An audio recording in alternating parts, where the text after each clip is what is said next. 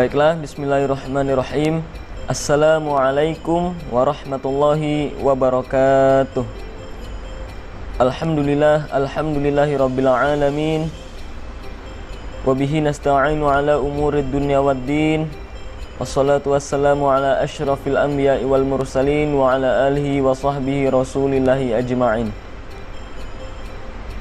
Yang saya hormati Bapak Ilham Akbar SHI SHMH selaku dosen pengampu pada mata kuliah pengantar ilmu hukum UIN Suska Riau, dan yang saya hormati teman-teman yang ada di dalam kelas hukum keluarga C UIN Suska Riau. Yang pertama, mari sama-sama kita bersyukur kepada Allah Subhanahu wa taala dengan membacakan alhamdulillah.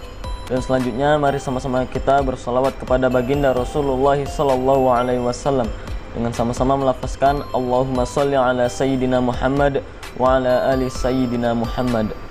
Baiklah, pada kesempatan kali ini saya akan menjelaskan materi tentang mazhab, teori dan aliran hukum. Adapun tugas makalah dan presentasi ini dibuat untuk memenuhi tugas ujian akhir semester pada semester ganjil tahun ini. Baiklah, langsung saja saya masuk materi yang pertama, yaitu teori atau biasa disebut dengan mazhab tentang hukum. Pada hakikatnya, teori hukum merupakan suatu dari keseluruhan pernyataan yang saling berkaitan yang berkenaan dengan sistem konseptual atau aturan-aturan hukum dan putusan-putusan hukum sistem tersebut untuk sebagai yang dipositifkan. Adapun macam-macam teori tentang hukum antara lain, yang pertama yaitu teori hukum alam. Teori ini sudah ada sejak zaman Yunani kuno yang diajarkan antara lain oleh Aristoteles yang menyebutkan bahwa hukum ini dibagi menjadi dua, yaitu yang pertama, hukum yang berlaku karena penetapan oleh seorang penguasa negara. Adapun pernyataan Aristoteles yang kedua yaitu hukum yang tidak tergantung dari pandangan manusia tentang baik buruk hukum yang asli. Selanjutnya yaitu teori sejarah. Menurut von Savery, ia mengatakan bahwa hukum itu harus dipandang sebagai suatu penyelimaan jiwa atau rohani suatu bangsa yang selalu ada suatu hubungan yang erat antara hukum dengan kepribadian suatu bangsa.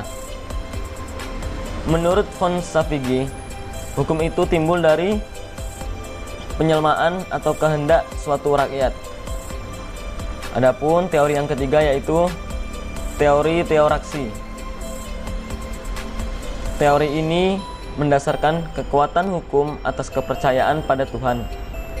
Perintah-perintah yang datang dari Tuhan yang dituliskan dalam sebuah kitab suci. Tujuan mengenai hukum dikaitkan dengan kepercayaan dan agama, dan ajaran-ajaran tentang legitimasi dan kekuasaan hukum yang didasarkan atas kepercayaan dan agama. Adapun teori yang keempat yaitu teori kedaulatan rakyat. Adapun isi pertimbangan pada teori ini adalah sebagai berikut. Isi dari teori kedaulatan rakyat yang pertama yaitu raja yang seharusnya memerintah rakyat dengan adil, jujur, serta baik hati sesuai dengan kehendak Tuhan, tetapi kenyataannya banyak raja yang bertindak sewenang-wenangnya saja. Isi teori yang kedua yaitu apabila kedaulatan raja berasal dari Tuhan, tidak akan ada terjadi kekalahan raja satu dengan raja yang lainnya. Adapun isi dari teori kedaulatan rakyat yang kelima yaitu teori kedaulatan negara. Teori ini dinamakan dengan teori kedaulatan yang timbul pada abad memuncaknya ilmu-ilmu pengetahuan alam. Teori ini ditaati karena negaralah yang menghendakinya. Menurut teori ini, hukum adalah kehendak negara dan negara memiliki kekuatan yang tidak terbatas. Namun demikian, Hans Kelsen mengatakan bahwa orang yang taat kepada hukum bukan karena negara menghendakinya, tetapi orang yang taat pada hukum karena ia merasa wajib mentaatinya sebagai warga negara tersebut. Adapun materi selanjutnya yaitu mengenai tentang aliran-aliran hukum. Adapun macam-macam aliran hukum antara lain yang pertama yaitu aliran positivisme hukum. Aliran ini berkembang pada abad ke-19 setelah kepercayaan kepada ajaran hukum alam yang rasionalistik ditinggalkan orang. Adapun prinsip utama menurut aliran positivisme adalah sebagai berikut. Yang pertama yaitu hukum yang ditetapkan dalam undang-undang, maka hanya peraturan-peraturan undang-undang disebut hukum. Jadi, menurut teori ini, hukum itu merupakan isi yang ada di dalam kandungan undang-undang yang mengatur tentang hukum. Yang kedua yaitu hukum kebiasaan yang tidak dapat diterima sebagai hukum yang sungguh-sungguh. Dengan demikian, auran legitisme sangat mengagungkan hukum tertulis dan beranggapan tidak adanya norma hukum di luar hakim positif. Semua persoalan dalam masyarakat yang diatur dengan hukum yang tertulis. Aliran yang selanjutnya yaitu aliran hukum murni. Ditinjau dari asal-usulnya, aliran hukum murni ini merupakan pemberontakan terhadap ilmu hukum ideologik yang hanya mengembangkan hukum sebagai alat pemerintah negara totaliter. Teori ini sering dikaitkan dengan mazhab Wira oleh Hans Kelsen pada tahun 1881 sampai dengan tahun 1973 Masehi. Aliran selanjutnya yaitu aliran sosiologis. Menurut aliran sosiologis ini, hukum merupakan hasil interaksi sosial dalam kehidupan di masyarakat. Hukum adalah gejala dalam suatu masyarakat. Karenanya, perkembangan hukum atau timbulnya, berubah, lenyapnya hukum. Menurut aliran sosiologis ini, hukum tidak perlu diciptakan oleh negara karena hukum bukan pernyataan, melainkan lembaga hukum. Aliran yang selanjutnya yaitu aliran realisme hukum.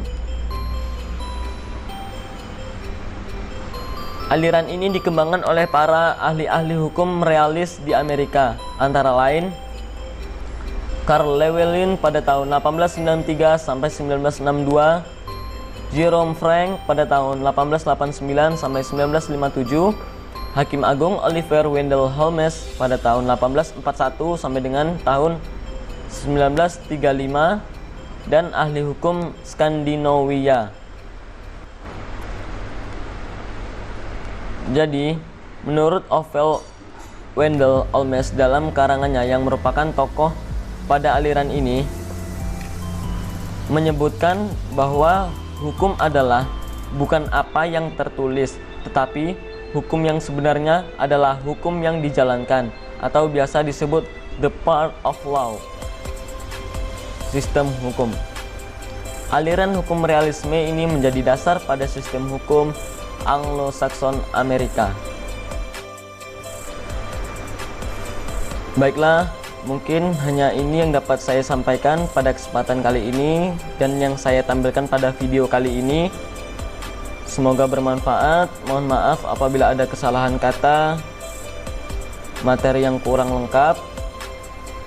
Saya akhiri, wabillahi taufiq wal hidayah. Wassalamualaikum warahmatullahi wabarakatuh.